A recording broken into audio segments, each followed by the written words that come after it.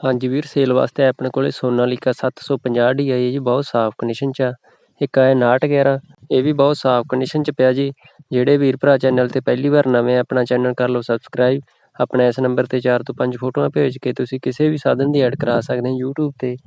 ਗੱਲ ਕਰਦੇ ਹਾਂ ਸੋਨਾਲੀਕਾ 750 DI, ਬਹੁਤ ਸਾਫ਼ ਕੰਡੀਸ਼ਨ 'ਚ ਪਿਆ ਜੀ ਟਰੈਕਟਰ। 2016 ਮਾਡਲ ਆ ਟਰੈਕਟਰ ਅਤੇ ਪੰਜਾਬ ਨੰਬਰ ਆ।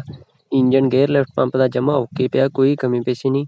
ਰੰਗ ਪੇਂਟ ਕਨੀ ਟਰੈਕਟਰ ਜਮ੍ਹਾਂ ਓਰੀਜਨਲ ਆ ਜੀ, ਕਿਤੋਂ ਕੋਈ ਦੁਬਾਰਾ ਰੰਗ ਪੇਂਟ ਨਹੀਂ ਹੋਇਆ ਟਰੈਕਟਰ, ਕਿਤੋਂ ਕੋਈ ਲੀਕੇਜ ਨਹੀਂ, ਪੂਰੀ ਸਾਫ਼ ਕੰਡੀਸ਼ਨ ਆ। ਕਰੀਏ ਟਾਇਰਾਂ ਦੀ, ਅਗਲੇ ਟਾਇਰ ਜਮ੍ਹਾਂ ਨਵੇਂ ਟਰੈਕਟਰ ਦੇ, ਪਿਛਲੇ ਟਾਇਰ 40 ਪੈਸੇ ਆ।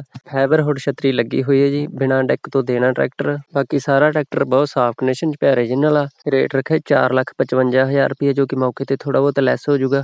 ਬਾਕੀ ਮਾਲਕ ਵੀਰਾਂ ਦਾ ਵੀਡੀਓ ਥੱਲੇ ਡਿਸਕ੍ਰਿਪਸ਼ਨ 'ਚ ਨੰਬਰ ਹੈਗਾ, ਕਾਲ ਕਰਕੇ ਜਾਣਕਾਰੀ ਲੈ ਸਕਦੇ ਹੋ।